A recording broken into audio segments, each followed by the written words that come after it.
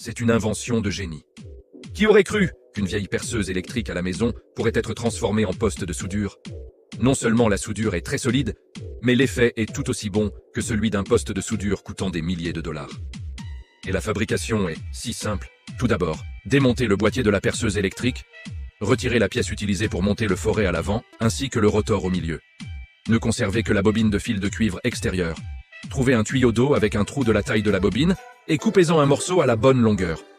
Ensuite, placez-le dans la bobine de fil de cuivre. Ensuite, coupez un tuyau en cuivre de la même longueur que le tuyau d'eau, puis passez un fil de cuivre par le milieu. Après l'avoir fixé fermement avec de la colle chaude, enroulez le fil de cuivre autour du tuyau en cuivre. L'enroulement est terminé, fixez-le à nouveau avec de la colle chaude. Et n'oubliez pas de laisser deux extrémités de fil.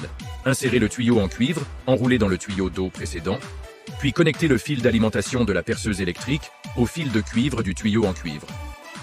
L'autre fil d'alimentation est collé et fixé sur la pièce métallique de la bobine.